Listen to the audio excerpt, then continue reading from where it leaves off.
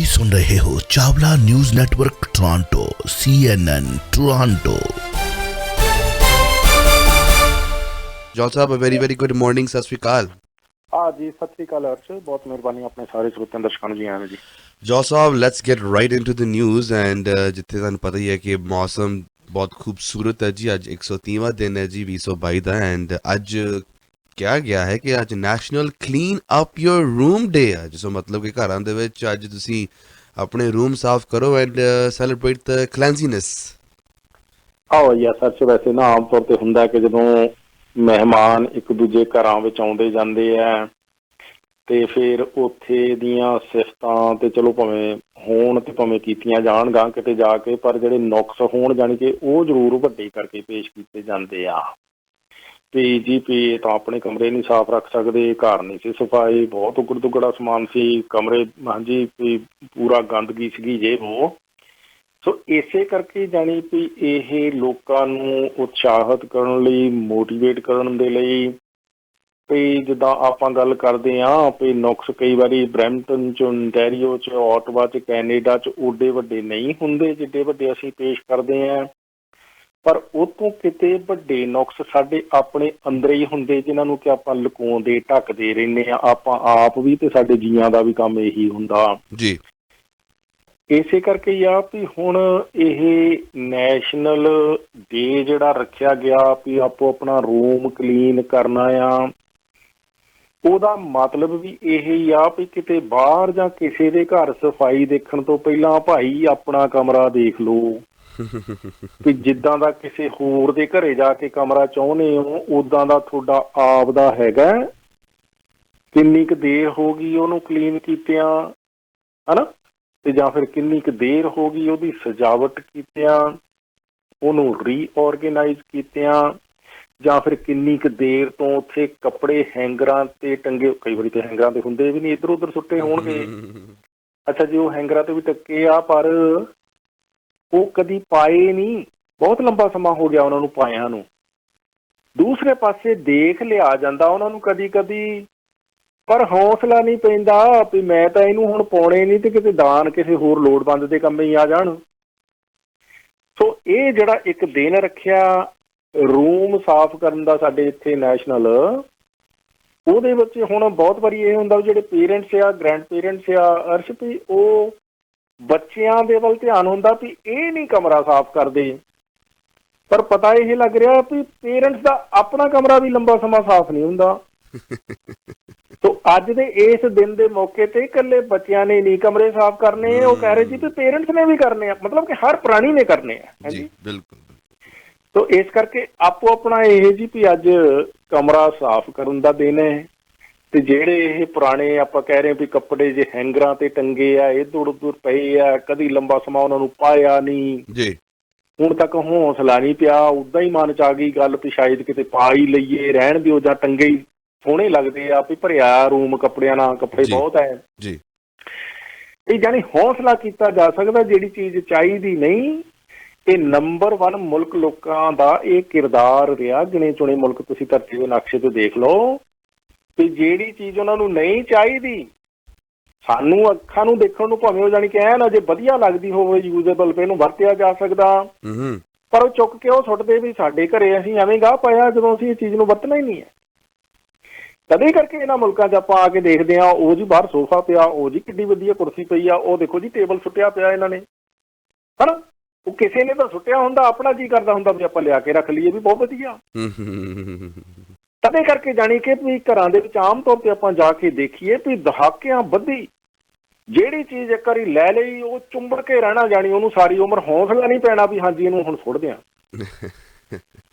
ਤੇ ਤਦ ਕਰਕੇ ਇਹ ਆ ਜੀ ਵੀ ਇਹ ਨੈਸ਼ਨਲ ਅੱਜ ਡੇ ਆ, ਤੇ ਉਹਦੇ ਲਈ ਆਪਣੇ ਅੰਦਰ ਝਾਤੀ ਮਾਰਨੀ, ਅੰਦਰ ਕਮਰੇ ਦੇ ਵਿੱਚ ਵੀ ਇੱਥੇ ਕੀ ਕੁਛ ਹੋਣ ਵਾਲਾ ਆ ਜਿਹੜਾ ਲੰਬੇ ਸਮੇਂ ਤੋਂ ਕੀਤਾ ਨਹੀਂ, ਆਪਾਂ ਉਹ ਕਰ ਲਈਏ, ਰੀਆਰਗੇਨਾਈਜ਼ ਰੂਮ ਨੂੰ ਕਰ ਲਈਏ। ਉਹਦੇ ਨਾਲ ਫਿਰ ਐਕਸਪਰਟਸ ਕਹਿੰਦੇ ਆ ਅਰਸ਼ ਵੀ ਜਦੋਂ ਤੁਹਾਡਾ ਆਪਣਾ ਅੰਦਰ ਕਮਰਾ ਸਾਫ਼ ਸੁਥਰਾ ਹੋਊਗਾ, ਉਹਨੂੰ ਦੇਖ ਕੇ ਤੁਹਾਡਾ ਮਨ ਖਿੜੂਗਾ, ਖਿੜਿਆ ਰਹੂਗਾ, ਉਹਨੂੰ ਦੇਖ ਕੇ ਤੁਸੀਂ ਰਿਲੈਕਸ ਹੋਵੋਗੇ, ਹਨਾ। ਸੋ ਇਸ ਕਰਕੇ ਇਹ ਆ ਜੀ ਵੀ ਇਹ ਰੂਮ ਸਫਾਈ ਕਰਨ ਦਾ ਮਤਲਬ ਜ਼ਰੂਰੀ ਨਹੀਂ ਕਿ ਜਦੋਂ ਪ੍ਰਾਹੁਣੇ ਆਉਣੇ ਉਦੋਂ ਸਾਫ਼ ਕਰਨ ਲੱਗ ਜਾਈਏ। ਉਹ ਕਹਿੰਦੇ ਤੁਹਾਡੇ ਆਪ ਦੇ ਵਾਸਤੇ ਵੀ ਸਾਫ਼ ਹੋਣਾ ਚਾਹੀਦਾ। ਸੋ ਇਹ ਬੱਚਿਆਂ ਨੂੰ ਵੀ ਮੋਟੀਵੇਟ ਕਰਨਾ ਅੱਜ ਦੇ ਦਿਨ ਦੇ ਮੌਕੇ ਤੇ ਆਪ ਵੀ ਪੇਰੈਂਟਸ ਨੇ, ਗ੍ਰੈਂਡ ਪੇਰੈਂਟਸ ਨੇ, ਸਾਰਿਆਂ ਨੇ ਜਾਣੀ ਕਿ ਆਪਣੀ ਅੱਜ ਤਿਆਰੀ ਰੱਖਣੀ ਹੈ ਵੀ ਇਹ ਵੀ ਅੱਜ ਸਾਡੇ ਇੱਥੇ ਰਾਸ਼ਟਰੀ ਦਿਨ ਹੈ 130ਵਾਂ ਦਿਨ 2022 ਦਾ ਕਿ ਅਸੀਂ ਆਪੋ ਆਪਣੇ ਕਮਰੇ ਸਾਫ਼ ਕਰਨੇ ਆ। ਜੋਲ ਸਾਹਿਬ ਆਓ ਫਿਰ ਗੱਲਬਾਤ ਕਰੀਏ ਯੂਕਰੇਨ ਦੀ ਐਂਡ ਇੱਕ charter plane with 175 Ukrainian refugees land ਕੀਤੇ ਨਿਊਫਾਊਂਡਲੈਂਡ 'ਚ ਐਂਡ ਕੈਨੇਡਾ ਵੱਡੇ ਦਿਲ ਦੇ ਨਾਲ ਉਹਨਾਂ ਨੂੰ ਸਵਾਗਤ ਕਰ ਰਹੀ ਹੈ ਜੀ, ਸ਼ੈਲਟਰ ਦੇ ਰਹੀ ਹੈ, ਪੈਸੇ ਦੇ ਰਹੀ ਹੈ, ਵਰਕ ਪਰਮਿਟ ਦੇ ਰਹੀ ਹੈ ਜੀ, ਇੱਕ ਨਵੀਂ ਜੀਵਨੀ ਸ਼ੁਰੂ ਕਰਨ ਲਈ ਇਸ ਮੁਲਕ ਦੇ ਵਿੱਚ। ਹਾਂ ਬਿਲਕੁਲ ਅਰਸ਼, ਇਹ ਪਲੇਨ ਚਲੋ 175 ਬੰਦਿਆਂ ਨੂੰ ਤਾਂ ਲੈ ਕੇ ਇੱਕ ਪਹੁੰਚਿਆ ਨਿਊਫਾਊਂਡਲੈਂਡ, ਪਰ ਇਹ ਹੁਣ ਸ਼ੁਰੂਆਤ ਆ ਤੇ ਆਪਾਂ ਦਰਸ਼ਕਾਂ ਨੂੰ, ਸਰੋਤਿਆਂ ਨੂੰ ਅੱਗੇ ਦੱਸ ਚੁੱਕੇ ਹਾਂ ਵੀ ਜਿਹੜੇ ਲੋਕ ਉੱਥੋਂ ਜੰਗ ਤੋਂ ਜਾਨਾਂ ਬਚਾ ਕੇ ਇਸ ਮੁਲਕ ਦੇ ਵਿੱਚ ਆਸਰਾ ਲੈਣਾ ਚਾਹੁੰਦੇ ਆ ਉਹਨਾਂ ਦੀਆਂ ਆਲਮੋਸਟ ਲਾਈਕ 80,000 ਐਪਲੀਕੇਸ਼ਨ ਆ ਜਿਹੜੀਆਂ ਆਲਰੇਡੀ ਅਪਰੂਵ ਕੀਤੀਆਂ ਜਾ ਚੁੱਕੀਆਂ ਤੇ ਵੀ ਉਹ ਹੁਣ ਉਹਨਾਂ ਦੇ ਲਈ ਚਾਰਟਰ ਪਲੇਨ ਆ ਜਿਹੜੇ ਆਉਣ ਵਾਲੇ ਦਿਨਾਂ ਦੇ ਵਿੱਚ ਜਗ੍ਹਾ ਜਗ੍ਹਾ ਤੇ ਦੇਸ਼ ਭਰ ਦੇ ਵਿੱਚ ਉਹ ਲੈਂਡ ਕਰਨੇ ਆ ਤੇ ਉਹਨਾਂ ਦੇ ਲਈ ਪ੍ਰੋਵਿੰਸ਼ੀਅਲ ਗਵਰਨਮੈਂਟਸ ਨੇ ਜਿਹੜਾ ਪ੍ਰਬੰਧ ਕੀਤੇ ਹੋਏ ਨੇ ਹੋਟਲਸ ਦੇ, ਰੂਮਸ ਦੇ, ਉਸੇ ਤਰੀਕੇ ਦੇ ਨਾਲ ਉਹਨਾਂ ਨੂੰ ਹਰ ਜਗ੍ਹਾ ਜਗ੍ਹਾ ਤੇ ਪਹੁੰਚਾਇਆ ਵੀ ਜਾਣਾ। ਤੇ ਨਿਊਫਾਊਂਡਲੈਂਡ ਦੇ ਮੁੱਖ ਮੰਤਰੀ ਨੇ ਬਕਾਇਦਾ ਤੌਰ ਤੇ ਕੱਲ ਇਸ ਜਹਾਜ਼ ਦਾ, ਇਹਨਾਂ ਲੋਕਾਂ ਦਾ ਉੱਥੇ ਸਵਾਗਤ ਵੀ ਕੀਤਾ ਤੇ ਉਹਨਾਂ ਨੂੰ ਜਿਸ ਤਰ੍ਹਾਂ ਤੁਸੀਂ ਦੱਸਿਆ ਜੀ ਕਿ ਇਹ ਦੇਸ਼ ਦੇ ਵਿੱਚ ਜਦੋਂ ਆਉਣਾ ਤੇ 6 ਹਫ਼ਤੇ ਇਨੀਸ਼ੀਅਲੀ ਹੋਟਲ ਦੇ ਵਿੱਚ ਰਹਿ ਸਕਣਗੇ ਫ੍ਰੀ ਤੇ ਉਹਨਾਂ ਨੂੰ 2 ਹਫ਼ਤੇ ਦਾ ਜਿਹੜਾ ਪਾਕਟ ਮਨੀ ਵੀ ਦਿੱਤਾ ਜਾਣਾ। ਇਹਦੇ ਨਾਲ ਹੀ ਫਿਰ ਜਿਹੜਾ ਜੀ 3 ਸਾਲਾਂ ਦਾ ਓਪਨ ਵਰਕ ਪਰਮਿਟ ਮਿਲਣਾ ਵੀ ਆਪਣੀ ਜ਼ਿੰਦਗੀ ਜਿਹੜੀ ਹੈ ਇਸ ਮੁਲਕ ਦੇ ਵਿੱਚ ਨਵੀਂ ਸ਼ੁਰੂ ਕਰ ਸਕਣ। ਇੱਦਾਂ ਜਾਣੀ ਕਿ ਉਹਨਾਂ ਦੇ ਜਿਹੜੇ ਕੰਮ ਬੱਚੇ ਹੋਣਗੇ ਉਹਨਾਂ ਨੂੰ ਵੀ ਸਕੂਲਾਂ ਦੇ ਵਿੱਚ ਦਾਖਲਾ ਲੈਣ ਦੀ ਖੁੱਲ੍ਹ ਹੋਊਗੀ ਤੇ ਇਹ ਫਿਰ ਇਹ ਕੈਨੇਡੀਅਨ ਗਵਰਨਮੈਂਟ ਜਿਹੜੀ ਹੈ ਜੀ ਜਿਸ ਤਰ੍ਹਾਂ ਦਿਲ ਖੋਲ੍ਹ ਕੇ ਆਪਾਂ ਦੇਖਿਆ ਵੀ ਕੈਨੇਡਾ ਦੀ ਇਹ ਪਰੰਪਰਾ ਰਹੀ ਹੈ ਕਿ ਕੈਨੇਡਾ ਇੱਕ ਅਰਸ਼ ਵਗਦਾ ਸਮੁੰਦਰ ਰਿਹਾ, ਸਦੀਆਂ ਤੋਂ ਆਪਾਂ ਦਹਾਕਿਆਂ ਤੋਂ ਸੁਣ ਰਹੇ ਹਾਂ ਜਦੋਂ ਤੋਂ ਵੀ ਕੈਨੇਡਾ ਹੋਂਦ ਵਿੱਚ ਆ ਤੇ ਇਹਨਾਂ ਨੇ ਲੋੜਵੰਦਾਂ ਦੀ ਬਾਂਹ ਫੜਨੀ ਆ ਤੇ ਫਿਰ ਇਹ ਹੁਣ ਮਤਲਬ ਚੁੰਝ ਭਰ ਕੇ ਆਏ ਚੱਲ ਗਈਆਂ, ਜਿੰਨੀ ਕੁ ਕਿਸੇ ਹਿੰਮਤ ਸੀਗੀ ਚੁਰੁੰਡਣ ਦੀ ਉਹਨੇ ਜ਼ੋਰ ਲਾ ਲਿਆ ਹੋਊਗਾ। ਪਰ ਕੈਨੇਡਾ ਇੱਕ ਵਗਦਾ ਸਮੁੰਦਰ ਹੀ ਰਿਹਾ, ਬੜੀਆਂ ਬਰਕਤਾਂ ਨੇ, ਨੰਬਰ 1 ਮੁਲਕ ਸੀ, ਨੰਬਰ 1 ਮੁਲਕ ਹੈ। ਸੋ ਇਸ ਕਰਕੇ ਆ ਵੀ ਲੋੜਵੰਦ ਨੂੰ ਲੁੱਟਣ ਦੀ ਬਜਾਏ ਲੋੜਵੰਦ ਦੀ ਜੇ ਲੋੜ ਵੇਲੇ ਸਹਾਇਤਾ ਕਰਦੀ ਹੈ ਤੇ ਇਹੀ ਮਨੁੱਖੀ ਜੀਵਨ ਦਾ ਜਿਹੜਾ ਉਦੇਸ਼ ਹੈ। ਜਿਸ ਨੂੰ ਲੱਗਦਾ ਕਿ ਸਾਡੇ ਇਸ ਮੁਲਕ ਦੇ ਕੈਨੇਡਾ ਦੇ ਲੋਕਾਂ ਨੇ ਜੀ ਵੀ ਭਲੀ ਭਾਂਤ ਸਮਝਿਆ ਹੋਇਆ, ਜਿਸ ਕਰਕੇ ਵੀ ਇਹ ਹੁਣ ਯੂਕਰੇਨ ਦੇ ਵਿੱਚ ਜੋ ਸਿਚੁਏਸ਼ਨ ਹੈ ਉਹਦੇ ਵਿੱਚ ਜਿਹੜੇ ਲੋੜਵੰਦ ਲੋਕ ਜਪਦੇ ਆ ਉਹਨਾਂ ਦੀ ਸਹਾਇਤਾ ਹੋ ਰਹੀ ਹੈ, ਭਾਵੇਂ ਕਿ ਇਹ ਔਖੀ ਘੜੀ ਮਹਿੰਗਾਈ ਦੀ ਜਿਹੜੀ ਮਾਰ ਪੈ ਰਹੀ ਆ ਕੈਨੇਡੀਅਨਸ ਦੇ ਉੱਤੇ ਉਹਦੇ ਵਿੱਚ ਬਹੁਤ ਸਾਰੇ ਲੋਕਾਂ ਨੂੰ ਅਰਸ਼ ਲੱਗਦਾ ਵੀ ਸਾਨੂੰ ਕੈਨੇਡਾ ਦੇ ਲੋਕਾਂ ਨੂੰ ਇਗਨੋਰ ਕਰਕੇ ਤੇ ਉਧਰ ਜਾਣੀ ਕਿ ਯੂਕਰੇਨ ਦੇ ਵਿੱਚ ਜ਼ਿਆਦਾ ਬਿਜ਼ੀ ਆ ਸਾਡੀ ਸਰਕਾਰ ਜੀ। ਪਰ ਦੂਸਰੇ ਪਾਸੇ ਇੱਕ ਜਾਣੀ ਕਿ ਪਾਸੇ ਜਾਨਾਂ ਜਾ ਰਹੀਆਂ, ਲੋਕਾਂ ਦੇ ਮਕਾਨ ਘਰ ਜਿਹੜੇ ਬੰਬ ਮਾਰ ਕੇ ਜ਼ਮੀਨਾਂ ਤੇ ਵਿਛਾਏ ਜਾ ਰਹੇ ਆ ਤੇ ਹੁਣ ਭਈ ਉਹਨਾਂ ਨੂੰ ਬਚਾਉਣਾ ਪਹਿਲਾਂ ਜ਼ਰੂਰੀ ਆ ਕਿ ਜਾਂ ਭਈ ਮਹਿੰਗਾਈ ਇਹ ਹੁਣ ਪ੍ਰਾਇਓਰਟੀ ਤਾਂ ਆਪਾਂ ਜੀਵਨ ਦੇ ਵਿੱਚ ਤੈਅ ਕਰਨੀ ਆ ਵੀ ਕਿਸੇ ਮਰ ਰਹੇ ਪ੍ਰਾਣੀ ਦੀ ਸਹਾਇਤਾ ਕਰਨੀ ਆ ਕਿ ਜਾਂ ਭਈ ਅਸੀਂ ਥੋੜ੍ਹਾ ਜਿਹਾ ਮਹਿੰਗਾ ਸਮਾਨ ਜਿਹੜੇ ਲੈ ਰਹੇ ਆ ਵੀ ਉਹ ਸਾਡੇ ਵਾਸਤੇ ਪ੍ਰਾਇਓਰਟੀ ਆ। ਨੈਚੁਰਲੀ ਸਭ ਕੁਛ ਪ੍ਰਾਇਓਰਟੀ ਆ। ਅੱਜ ਜਗਮੀਤ ਸਿੰਘ ਉਹਨਾਂ ਨੇ ਵੈਸੇ ਬਿਆਨ ਦਿੱਤਾ ਵੀ ਜਿਹੜੇ ਇਹ ਸਟੋਰਾਂ ਵਾਲੇ ਆ ਨਾ ਅਰਸ਼ ਇੱਥੇ ਉਹ ਪ੍ਰਾਈਸਿਸ ਵੀ ਇਹ ਥੋੜ੍ਹਾ ਹੈਗਾ ਵੀ ਸਪਲਾਈ ਘੱਟ ਗਈ ਆ ਤੇ ਸਮਾਨ ਨਹੀਂ ਮਿਲ ਰਿਹਾ ਤੇ ਸਟੋਰਾਂ ਵਾਲਿਆਂ ਨੂੰ ਘਾਟਾ ਪੈਣ ਲੱਗ ਪਿਆ, ਪਰ ਸਟੋਰਾਂ ਵਾਲੇ ਤਾਂ ਬਿਲੀਅਨਸ ਆਫ ਡਾਲਰਸ ਦਾ ਜਿਹੜਾ ਪ੍ਰੋਫਿਟ ਆ ਉਹ ਬਣਾ ਰਹੇ ਆ। ਮਤਲਬ ਉਹ ਜਿਹੜੀਆਂ ਪ੍ਰਾਈਸ ਗੌਜ ਕਰ ਰਹੇ ਆ, ਉਹਨਾਂ ਦੇ ਕਹਿਣ ਦਾ ਮਤਲਬ ਕਿ ਉਹ ਜਿੰਨੀ ਕੁ ਮਹਿੰਗਾਈ ਵਧੀ ਆ ਉਹਦੇ ਤੋਂ ਕਿਤੇ ਵੱਧ ਪ੍ਰਾਈਸ ਜਿਹੜੀ ਆ ਉਹ ਵਧਾਉਣ ਦਾ ਡਰਾਮਾ ਜਿਹੜਾ ਜੀ ਸਟੋਰਾਂ ਦੇ ਵਿੱਚ ਕੀਤਾ ਜਾ ਰਿਹਾ ਵੀ ਲੋਕਾਂ ਨੂੰ ਜਾਣੀ ਕਿ ਤੇ ਲੁੱਟਣ ਦਾ ਪੂਰਾ ਯਤਨ ਹੈ ਇਸ ਆਪੋ ਧਾਪੀ ਦੇ ਵਿੱਚ। ਪਰ ਇਹਦੇ ਨਾਲ ਜਿਹੜਾ ਉਹਨਾਂ ਨੇ ਇਹ ਕਿਹਾ ਵੀ ਸਟੋਰਾਂ ਦੇ ਵਿੱਚ ਇਹ ਜਿਹੜਾ ਜੀ ਇੰਨਾ ਬੈਨੀਫਿਟ ਤੇ ਪ੍ਰੋਫਿਟ ਹੋ ਰਿਹਾ ਇਹਨਾਂ ਨੂੰ, ਕੰਪਨੀਆਂ ਨੂੰ, ਸਟੋਰਾਂ ਵਾਲਿਆਂ ਨੂੰ, ਉਹਨਾਂ ਤੇ ਟੈਕਸ ਵਧਾਉਣਾ ਚਾਹੀਦਾ ਤੇ ਉਹ ਟੈਕਸ ਜਿਹੜਾ ਲੋਕਾਂ ਦੀ ਭਲਾਈ ਤੇ ਖਰਚਣਾ ਚਾਹੀਦਾ। ਇਹ ਜਗਮੀਤ ਸਿੰਘ ਉਹਨਾਂ ਦੇ ਬਿਆਨ ਤੋਂ ਵੈਸੇ ਇਹ ਲੱਗਦਾ ਕਿ ਬਜਾਏ ਇਹਦੇ ਵੀ ਉਹ ਇਹ ਸਰਕਾਰ ਆਪਣੀ ਨੂੰ ਸੁਜੈਸਟ ਕਰਨ ਵੀ ਸਟੋਰਾਂ ਵਾਲਿਆਂ ਨੂੰ ਨੱਥ ਪਾਓ ਜੀ ਵੀ ਇਹ ਅੰਨ੍ਹੇਵਾਹ ਪ੍ਰਾਈਸਾਂ ਨਾ ਚੱਕਣ। ਉਹ ਇਹ ਕਹਿ ਰਹੇ ਵੀ ਸਟੋਰਾਂ ਵਾਲਿਆਂ ਤੇ ਟੈਕਸ ਵਧਾਓ। ਕਹਿਣ ਦਾ ਮਤਲਬ ਉਹ ਸਿੱਧੇ ਤੌਰ ਤੇ ਲੋਕਾਂ ਤੇ ਹੀ ਟੈਕਸ ਵਧਾਉਣ ਦੇ ਹੱਕ ਵਿੱਚ ਹੈ ਕਿ ਜੇ ਸਟੋਰਾਂ ਵਾਲਿਆਂ ਨੇ ਪ੍ਰਾਈਸਾਂ ਅੰਨ੍ਹੇਵਾਹ ਵਧਾਈਆਂ ਤੇ ਸਟੋਰਾਂ ਵਾਲਿਆਂ ਤੇ ਟੈਕਸ ਲਾਓ, ਨਾ ਕਿ ਸਟੋਰਾਂ ਵਾਲਿਆਂ ਨੂੰ ਰੋਕੋ ਵੀ ਤੁਸੀਂ ਲੋਕਾਂ ਨੂੰ ਲੁੱਟੋ ਨਾ। ਸੋ ਤਦ ਕਰਕੇ ਇਹ ਆ ਵੀ ਅਸਿੱਧੇ ਜੀ ਤੌਰ ਤੇ ਉਹ ਲੋਕਾਂ ਤੇ ਟੈਕਸ ਵਧਾਉਣ ਦੀ ਸਪੋਰਟ ਜਿਹੜੀ ਜਗਮੀਤ ਸਿੰਘ ਉਹਨਾਂ ਨੇ ਕੀਤੀ ਆ, ਨਾ ਕਿ ਉਹਨਾਂ ਨੇ ਇਹ ਕਿਹਾ ਵੀ ਸਟੋਰਾਂ ਨੂੰ ਜਿਹੜਾ ਜੀ ਕਿ ਜੇ ਉਹ ਹੱਦੋਂ ਵੱਧ ਕੀਮਤਾਂ ਵਧਾਈ ਜਾ ਰਹੇ ਤੇ ਸਰਕਾਰ ਉਹਨਾਂ ਨੂੰ ਰੋਕੇ। ਸੋ ਕਹਿਣ ਦਾ ਮਤਲਬ ਇਹ ਆ ਵੀ ਇਸ ਪਾਸੇ ਸਰਕਾਰ ਦਾ ਕੋਈ ਧਿਆਨ ਨਹੀਂ, ਨਾ ਉਹਨਾਂ ਨੇ ਇਹੋ ਜਿਹੀ ਕੋਈ ਸਟੇਟਮੈਂਟ ਹੱਲੇ ਦਿੱਤੀ ਆ, ਜੀ ਪਰ ਯੂਕਰੇਨ ਦੇ ਜਿਹੜੇ ਲੋਕ ਆ ਜੀ ਵੀ ਆਉਣੇ ਸ਼ੁਰੂ ਹੋ ਗਏ। OPP ਨੇ ਅਰੈਸਟ ਕੀਤਾ ਹੈ ਜੀ, ਇੰਚਾਰਜ ਕੀਤਾ ਹੈ ਜੀ ਰਵਿੰਦਰਪਾਲ ਸਿੰਘ ਸੇਖੋਂ, ਜੋ ਕਿ 46 ਇਹਨਾਂ ਦੀ ਉਮਰ ਹੈ ਜੀ। ਤਕਰੀਬਨ ਕਹਿ ਲਓ ਕਿ ਡਰੱਗ ਦੇ ਮਾਮਲੇ ਦੇ ਵਿੱਚ ਇਹ ਫੜੇ ਗਿਆ ਜੀ। ਜੌਲ ਸਾਹਿਬ, ਇਹਦੀ ਕੁਝ ਡੀਟੇਲ ਦੇ ਵਿੱਚ ਖਬਰ? ਬਿਲਕੁਲ ਅਰਸ਼, ਫਿਰ ਹੁਣ ਇਹੀ ਉਦਾਹਰਨਾਂ ਮਿਲਦੀਆਂ ਨਾ ਜਦੋਂ ਆਪਾਂ ਕਹਿੰਦੇ ਵੀ ਨਰਕ ਤੋਂ ਨਰਕ ਤੱਕ ਦਾ ਸਫ਼ਰ, ਆਪਾਂ ਕਿੱਥੋਂ ਸ਼ੁਰੂ ਹੋਏ ਤੇ ਕਿੱਥੇ ਪਹੁੰਚੇ। ਮੁਲਕ ਭਾਵੇਂ ਸਵਰਗ ਵਰਗਾ ਹੀ ਸੀਗਾ, ਸਵਰਗ ਵਰਗੇ ਮੁਲਕ ਦੇ ਵਿੱਚ ਵੀ ਆਪਾਂ ਰਹਿਣ ਨੂੰ ਜਾਣੀ ਉਹ ਜਗ੍ਹਾ ਗਾਂਹ ਜਾ ਕੇ ਚੁਣ ਲਈ ਜਿੱਥੇ ਹਜੇ ਮਨੁੱਖ ਦਾ ਕਿਸੇ ਬਿਰਲੇ ਦਾ ਪੈਰ ਪਿਆ। ਵੀ ਦੂਰ ਦਰਾਡੇ ਦੀਆਂ ਇੱਥੋਂ ਦੀਆਂ ਥਾਵਾਂ ਵੀ ਆਸਾਨ ਲੱਭ ਲਈਆਂ ਕਿ ਉੱਥੇ ਜਾ ਕੇ ਬਿਜ਼ਨਸ ਦੇ ਵਿੱਚ ਜਾਣੀ ਕਿ ਡਰੱਗ ਆ ਜਿਹੜੀ ਉਹ ਫੜ ਹੋਊਗੀ। ਸੋ ਸਵਰਗ ਵਿੱਚ ਪਹੁੰਚ ਕੇ ਵੀ ਨਰਕ ਸਿਰਜ ਰਹੇ ਆ ਤੇ ਸਵਰਗ ਨੂੰ ਨਰਕ ਬਣਾ ਰਹੇ ਆ। ਇਹ ਉਦਾਹਰਨਾਂ ਹੁੰਦੀਆਂ ਇੱਦਾਂ ਕਰਕੇ ਕਿ ਜਿਹੜੇ ਮਨੁੱਖ ਆਏ ਤਾਂ ਟੈਚੀ ਚੁੱਕ ਕੇ ਜਾਂ ਖਾਲੀ ਹੱਥ ਇਸ ਕਰਕੇ ਹੋਣ ਵੀ ਅਸੀਂ ਜੀ ਆਪਣੀ ਜ਼ਿੰਦਗੀ ਦਾ ਸਵਰਗ ਸਿਰਜਣ ਚੱਲੇ, ਸਾਡੀ ਉੱਥੇ ਨਹੀਂ ਪੂਰੀ ਪੈਂਦੀ ਪਈ ਜਿੱਥੇ ਸਾਡਾ ਜਨਮ ਹੋਇਆ ਸੀ, ਜਿੱਥੇ ਅਸੀਂ ਵੱਡੇ ਹੋਏ ਸੀ, ਜਿੱਥੇ ਅਸੀਂ ਪੜ੍ਹੇ ਸੀਗੇ, ਤੇ ਸਾਡੀ ਪੂਰੀ ਕਿਤੇ ਹੋਰ ਜਾ ਕੇ ਪੈਣੀ ਆ। ਤੇ ਆ ਜਿਨ੍ਹਾਂ ਨੇ ਫਿਰ ਆ ਕੇ ਜਾਣੀ ਪੂਰੀਆਂ ਪਾਉਣੀਆਂ, ਉਹਨਾਂ ਨੂੰ ਤਾਂ ਫਿਰ ਹੈਰਾਨੀ ਆ ਵੀ ਹੁਣ ਇਹਨਾਂ ਨੂੰ ਭੱਲ ਪਚਣੀ ਕਿੱਥੇ ਆ, ਕਿੱਥੇ ਆ ਇਹਨਾਂ ਦਾ ਇਸ ਧਰਤੀ ਤੇ ਟਿਕਾਣਾ ਭਾਈ। ਹੁਣ ਅੱਜ 130ਵਾਂ ਦਿਨ ਤੁਸੀਂ ਦੱਸਿਆ, 130ਵੇਂ ਦਿਨ ਤੱਕ ਅਸੀਂ 80 ਤੋਂ ਜ਼ਿਆਦਾ ਪੰਜਾਬੀ ਤੇ ਪੰਜਾਬਣਾਂ ਟੋਰਾਂਟੋ ਏਰੀਏ ਦੇ ਵਿੱਚ ਹੀ ਪੁਲਿਸਾਂ ਨੇ ਅਰੈਸਟ ਕਰਕੇ ਚਾਰਜ ਕੀਤੇ ਤੇ ਕੀਤੀਆਂ ਜੀ। ਫਿਰ ਆਪਾਂ ਗੱਲ ਤਾਂ ਬਣਾਉਂਦੇ ਆ ਵੀ ਦੂਸਰੀਆਂ ਕਮਿਊਨਿਟੀਆਂ 'ਚ ਵੀ ਇੱਦਾਂ ਹੁੰਦਾ। ਕੋਈ ਭੈਣ ਭਰਾ ਮੈਨੂੰ ਦੱਸ ਸਕਦਾ ਵੀ ਕਿਹੜੀ ਹੋਰ ਕਮਿਊਨਿਟੀ ਆ ਇੱਥੇ ਜਿਨ੍ਹਾਂ ਦੇ 80 ਫੜ ਹੋਏ ਆ ਤੇ ਫੜ ਹੋਈਆਂ ਆ 130 ਦਿਨਾਂ 'ਚ? ਦੱਸ ਸਕਦੇ ਵੀ ਕਿਹੜੀ ਹੋਰ ਕਮਿਊਨਿਟੀ ਆ? ਤੇ ਜਾਂ ਫਿਰ ਹੋਊਗੀ 1000 ਵਾਰੀ ਹੋਰ ਕੋਈ ਕਮਿਊਨਿਟੀ?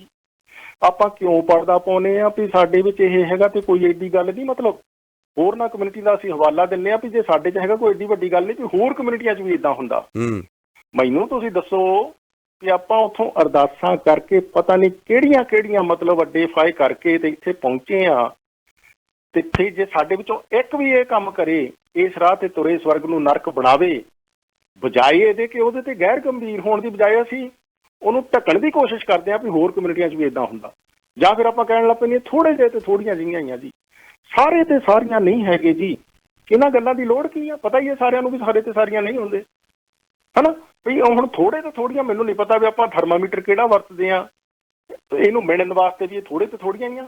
ਜਰਾ ਆਲੇ ਦੁਆਲੇ ਦੇ 'ਚ ਦਿਮਾਗ ਘੁਮਾ ਕੇ ਦੇਖੋ ਤਾਂ ਸਹੀ, ਜਿਹੜੇ ਫੜ ਹੋ ਗਈਆਂ ਉਹਨਾਂ ਤੋਂ ਬਿਨਾਂ ਜਿਹੜੇ ਫੜ ਹੀ ਨਹੀਂ ਹੋਏ, ਹਜੇ ਫੜ ਹੀ ਨਹੀਂ ਹੋਈਆਂ, ਜਾਂ ਜਿਨ੍ਹਾਂ ਦੇ ਬਾਰੇ ਤੁਹਾਨੂੰ ਪਤਾ ਹੋਣ ਦੇ ਬਾਵਜੂਦ ਵੀ ਆਪਾਂ ਕੋਈ ਪੂਣੀ ਨਹੀਂ ਕੱਤ ਰਹੇ, ਹਨਾ ਵੀ ਚੱਲਣ ਦਿਓ।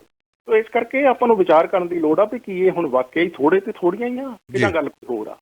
ਸੋ ਇਸ ਕਰਕੇ ਭਾਈ ਸਾਹਿਬ ਤੁਸੀਂ ਦੇਖੋ, ਬਰੈਂਪਟਨ ਤੋਂ 1000 ਕਿਲੋਮੀਟਰ ਦੂਰ ਜਾ ਕੇ, 1000 ਕਿਲੋਮੀਟਰ ਦੂਰ ਜਾ ਕੇ, ਗਾਂ ਬੈਰੀ ਤੋਂ ਵੀ ਅੱਗੇ ਜਾ ਕੇ, ਹੈ ਨਾ ਜੀ।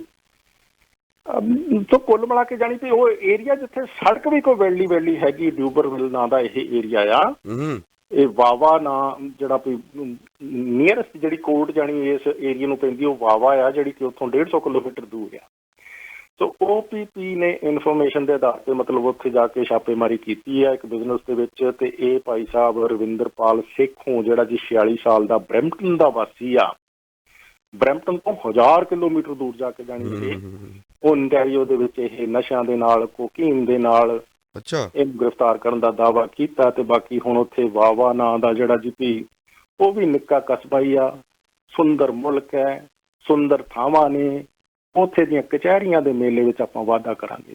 ਇਲੈਕਸ਼ਨ ਰੀਸੈਂਟ ਪੋਲ ਆਇਆ ਜੀ, ਸਿਗਨਲ ਪੋਲ, ਕਿ ਡਗ ਫੋਰਡ ਜਿੱਥੇ ਮੈਜੋਰਟੀ ਲੈ ਕੇ ਜਾਵੇਗਾ ਉਹ ਵਿਦ 64 ਸੀਟਸ, ਉੱਥੇ ਜੂਨ 2 ਨੂੰ ਜਿਹੜੀ ਫਸਵੀਂ ਟੱਕਰ ਹੋਵੇਗੀ ਉਹ 1 ਸੀਟ ਜਾਂ 2 ਸੀਟ ਦੇ ਬੇਸ ਤੇ ਹੋਵੇਗੀ, ਲਿਬਰਲਸ ਅਤੇ NDP। ਜਿੱਥੇ ਲਿਬਰਲ 30 ਸੀਟ ਦੀ ਕਹਿ ਰਹੇ ਨੇ ਕਿ ਜਿੱਤ ਪ੍ਰਾਪਤ ਹੋਵੇਗੀ, ਉੱਥੇ NDP 29 ਸੀਟ ਦੀ ਕਹਿੰਦੇ ਕਿ ਥੋੜਾ ਜਿਹਾ ਟਾਈ ਅਪ ਹੋਵੇਗਾ ਜੀ। ਸਿਰਫ 1% ਦਾ ਮਾਰਜਨ ਹੈ ਜੀ। ਕਾਫੀ ਕੁੰਡੀਆਂ ਦੇ ਸਿੰਘ ਫਸੇ ਹੋਏ ਨੇ ਜੀ NDP ਅਤੇ ਲਿਬਰਲ ਦੇ ਲੈ ਕੇ।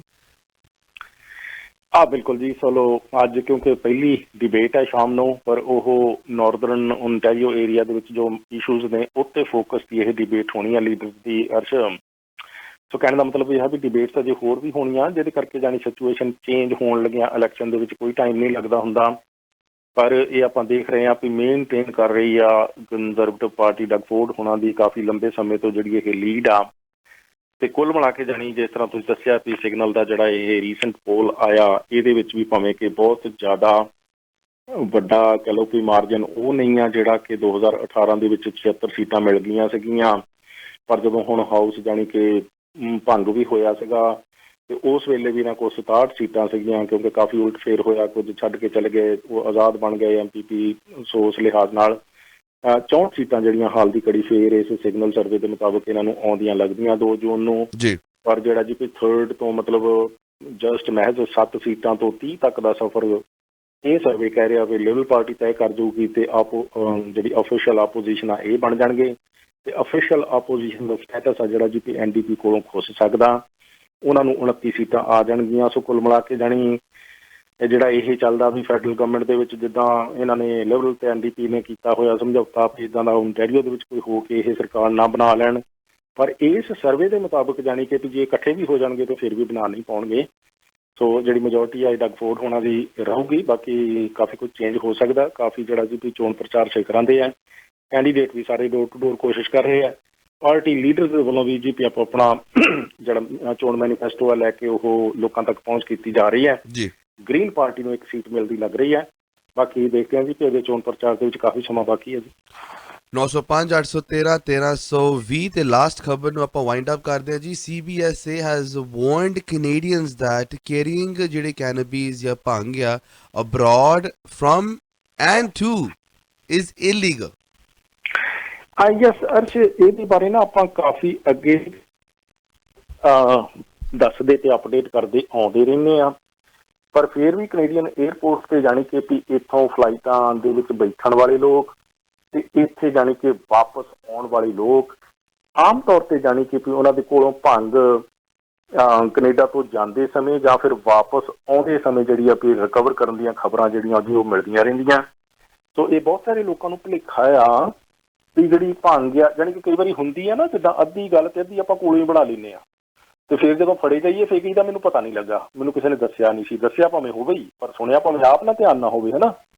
ਸੋ ਇਸ ਕਰਕੇ ਬਹੁਤ ਬਾਰੇ ਬਹਾਨੇਬਾਜ਼ੀ ਜਾਣੀ ਹੁੰਦੀ ਆ ਵੀ ਮੈਨੂੰ ਪਤਾ ਨਹੀਂ ਸੀ ਲੱਗਾ, ਮੈਨੂੰ ਦੱਸਿਆ ਨਹੀਂ ਸੀਗਾ।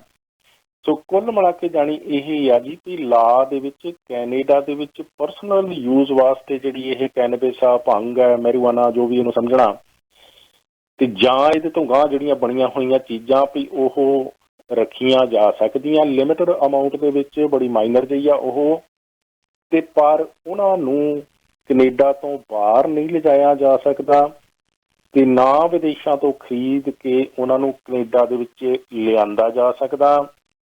ਇਸੇ ਤਰੀਕੇ ਨਾਲ ਗੱਲ ਅਪਲਾਈ ਹੁੰਦੀ ਆ ਵੀ ਡਾਕ ਰਾਹੀਂ ਵੀ, ਕੋਰੀਅਰ ਰਾਹੀਂ ਵੀ ਭੰਗ ਨਾ ਕੈਨੇਡਾ ਤੋਂ ਬਾਹਰ ਭੇਜੀ ਜਾ ਸਕਦੀ ਆ ਤੇ ਨਾ ਬਾਹਰੋਂ ਮੰਗਵਾਈ ਜਾ ਸਕਦੀ ਆ। ਇਹ ਸਾਡੇ ਇੱਥੇ ਦੇਸ਼ ਦੇ ਵਿੱਚ ਕੈਨੇਬਿਸ ਐਕਟ ਆ ਜਿਹੜਾ, ਤੇ ਜਾਂ ਫਿਰ ਕਸਟਮਸ ਐਕਟ ਆ, ਉਹ ਅਪਲਾਈ ਹੁੰਦਾ, ਜਿਹਦੇ ਤਹਿਤ ਵੀ ਕੈਨੇਡਾ ਦੇ ਵਿੱਚੋਂ ਭੰਗ ਬਾਹਰ ਲਿਜਾਣਾ ਤੇ ਇੱਥੇ ਭੰਗ ਲੈ ਕੇ ਆਉਣਾ ਵਿਦੇਸ਼ ਤੋਂ, ਮਤਲਬ ਉਹਦੀ ਸਖਤ ਜਿਹੜੀ ਆ ਜੀ ਵੀ ਮਨਾਹੀ ਆ। ਇਹਦੇ ਨਾਲ ਹੀ ਭੰਗ ਜਾਂ ਭੰਗ ਤੋਂ ਜਾਣੀ ਬਣੀਆਂ ਹੋਈਆਂ ਚੀਜ਼ਾਂ। ਸੋ ਕੁੱਲ ਮਿਲਾ ਕੇ ਪਿਛਲੇ ਸਾਲ ਹੁਣ ਤੁਸੀਂ ਦੇਖੋ ਕਿ ਇੱਕ ਪਾਸੇ ਕੋਵਿਡ ਦਾ ਕਿੰਨਾ ਜ਼ੋਰ ਸੀਗਾ, ਹਨਾ, ਫਿਰ ਵੀ ਜਾਣੀ ਆਲਮੋਸਟ 23,000 ਸ਼ਿਪਮੈਂਟਸ ਆ ਜਿਹੜੀਆਂ ਉਹ ਭੰਗ ਦੀਆਂ ਫੜ ਹੋਈਆਂ ਇੱਥੇ ਵੱਲੋਂ, ਹਨਾ, ਇਨਕਲੂਡਿੰਗ ਏਅਰਪੋਰਟਸ ਦੇ ਉੱਤੇ ਵੀ। ਸੋ ਜਿਹਦੇ ਵਿੱਚ ਕਿ ਕੁੱਲ ਮਿਲਾ ਕੇ ਜਾਣੀ ਕਿ 16,500 ਕਿਲੋ ਇਹ ਭੰਗ ਦੀਆਂ ਜਿਹੜੀਆਂ ਚੀਜ਼ਾਂ GPO ਜ਼ਬਤ ਕੀਤੀਆਂ ਗਈਆਂ ਸੀਗੀਆਂ। ਸੋ ਹਵਾਈ ਅੱਡਿਆਂ ਵੱਲ ਨੂੰ ਸਪੈਸ਼ਲੀ ਜਦੋਂ ਜਾਣਾ, ਨਾ ਕੋਈ ਭੰਗ ਦੀ ਮਾਸਾ ਮਾਤਰਾ ਹੋਣੀ ਚਾਹੀਦੀ ਆ, ਆਉਂਦਿਆਂ ਤੇ ਜਾਂਦਿਆਂ ਇਸ ਗੱਲ ਦਾ ਖਿਆਲ ਰੱਖਿਆ। ਚੌ ਸਾਹਿਬ, ਟਾਈਮ ਦੇਣ ਵਾਸਤੇ ਬਹੁਤ ਬਹੁਤ ਧੰਨਵਾਦ। Thank you so much. Thank you Josh. ਤੁਸੀਂ ਸੁਣ ਰਹੇ ਹੋ Chawla news network Toronto CNN Toronto.